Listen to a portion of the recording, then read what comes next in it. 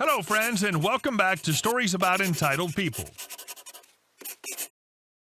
In the first story, we'll tell you about the unfair attitude of the community towards our protagonist. But before we begin, don't forget to subscribe to our channel if you're new here, and turn on notifications so you don't miss a new video every single day. Here we go. Son sells restaurant inherited from his father. How dare he give up treasured neighborhood gem?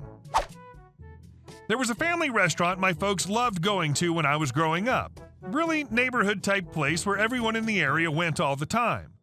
The place had been managed by an old a-hole of a man who also happened to be the chef. His food was admittedly delicious AF.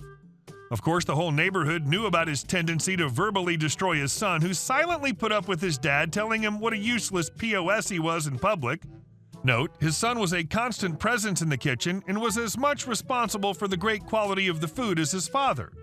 Anyway, inevitably, the old chef dies. Instead of picking up where his dad left off, instead of putting his own great culinary skills to use, the very first thing the son did was sell the restaurant property to a franchise-type/popular chain fast food brand-type business. From what I heard, he made quite a fortune, too.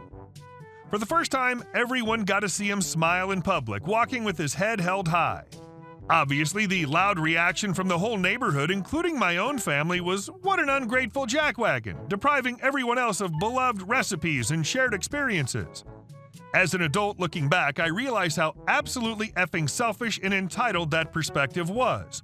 The poor guy was very obviously doing something cathartic for himself to restore something his father had taken away in life. But as far as every entitled a-hole on the block was concerned, he owed them. Frankly, this was one of the less horrible things my local community pulled. I ended up getting the F out when I was 17. Can't say I regret it. Wherever he is, I hope that guy found peace.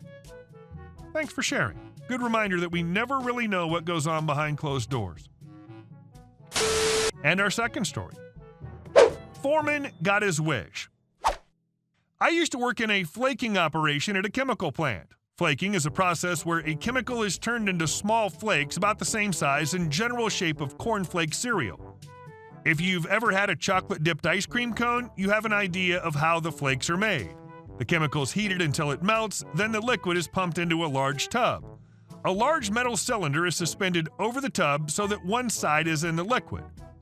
Think of turning that ice cream cone sideways and lowering it just far enough for the ice cream to dip into the chocolate. The cylinder is chilled from the inside, so it's cold like the ice cream. Once it's in the chemical bath, the chemical freezes onto the surface of the cylinder, just like the chocolate creates a shell on the ice cream.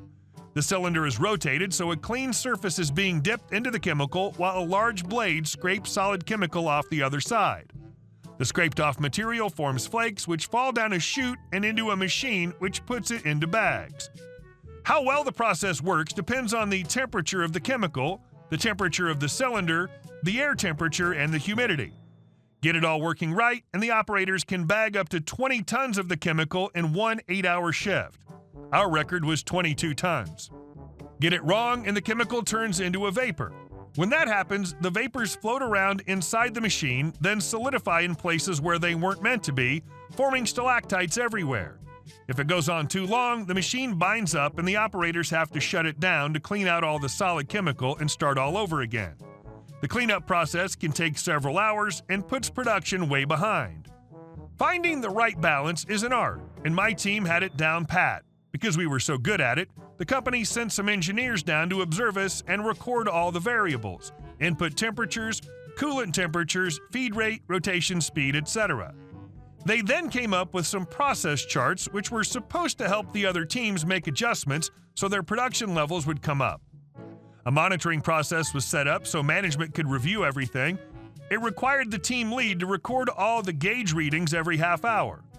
During one evening shift, the foreman came back in to check on our process charts.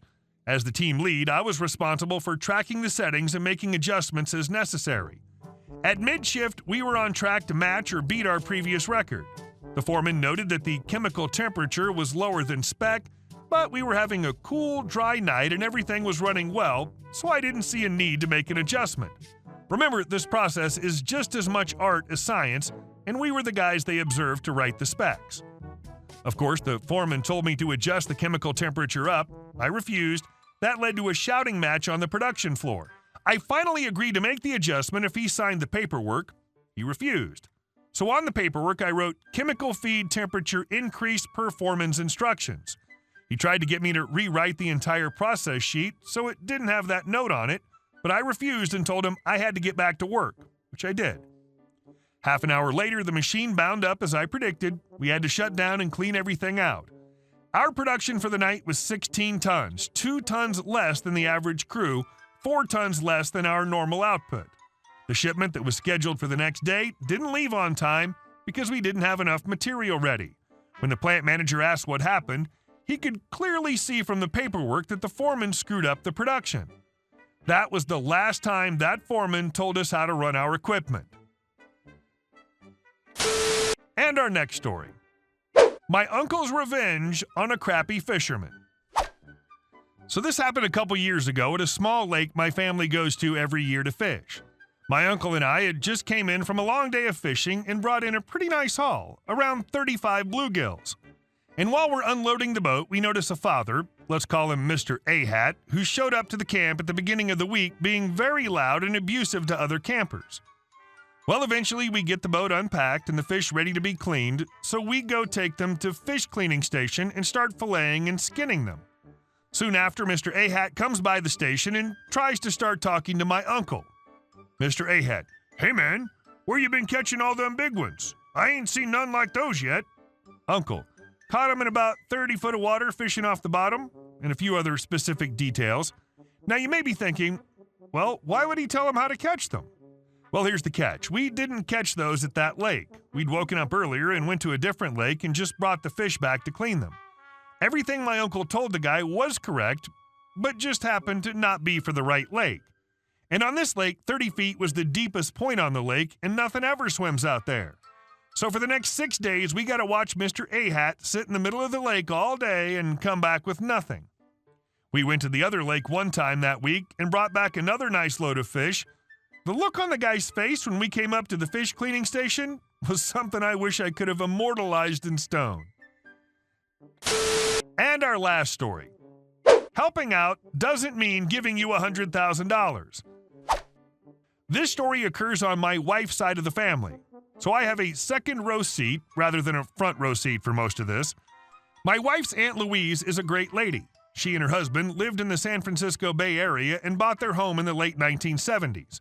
After her husband passed a few years ago, she sold her home for over $1 million and moved back to live closer to her family where she grew up, farming area in Southern California. She's in her late 60s. Aunt Louise had 3 children who are now in their 40s. The 2 oldest are nice, normal people. Her youngest, Kay, is a real piece of work. She meets all the criteria for a psychological diagnosis of narcissism. This is just one of literally dozens of stories I could tell. First, some backstory about Kay's husband, Pedro. He was a good provider. About 10 years ago, things began going well and making pretty good money. To Kay, however, higher income meant more spending, and soon she was buying a new car every 2 years. They went on cruises, she had all the latest and greatest gadgets. As the old MTV tagline used to go, too much is never enough. To augment her lifestyle, she would routinely run to her mom, Aunt Louise, with a sob story or another. We don't know the true figure, but I've heard rumors that Aunt Louise has given her more than $20,000 over the last few years. Kay and Pedro managed to keep their heads above water, but when COVID hit and the state of California ordered economic shutdown, money became tight. Then in October, the company went out of business. He found another job but was essentially starting his career over. Naturally, they'd begun fighting about money, and 2 weeks ago it comes to a head. After hearing the blasphemous word "no" one time too many, Kay announces she's getting a divorce. Being California, she naturally expected the courts were going to give her one last payday from this poor guy: her car, their house, his 401k, and generous alimony. However, in her greed, she forgot that Pedro had kept draining his 401k to pay off credit cards. And all those papers about the house she was signing every couple of years was to refinance their house to pay off more credit cards. So there's almost no equity. And with having to start his career over, alimony wasn't going to be that great. So Kay does what she always does, goes running to her mother, Aunt Louise. Aunt Louise is naturally sympathetic and urges Kay to try and reconcile, but failing that, she might be able to help her out. Literally 2 hours later, Kay texts Aunt Louise with a photo of a pricey condo and asks for $100,000 to cover her down payment and cost to furnish it. Aunt Louise naturally pushes back, telling Kay that helping out didn't mean $100,000. She'd meant letting Kay live with her for a while till she got back on her feet, writing a check for a security deposit and first month's rent, maybe helping with some car payments. At this point, Kay totally flips out. Here are the things my wife said were direct quotes. I'm getting these third hand, so they might be slightly off. "I can't believe my own mother would be so selfish." "What difference does $100K make? You're not going to spend it all anyway," meaning before Aunt Louise dies. "Just sell some stocks or something." Aunt Louise fortunately does have someone who manages her money, but she stays on a strict allowance. After Aunt Louise held out, Kay has begun polluting Facebook with passive-aggressive messages about finding out people's true colors. My wife is actually hoping she calls to ask for help, specifically so she can let her have it with both barrels. After a run of bad luck, sounds like Pedro now has a much brighter future.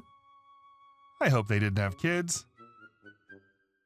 Hey guys, thank you all for watching the video. I'll see you in the next one.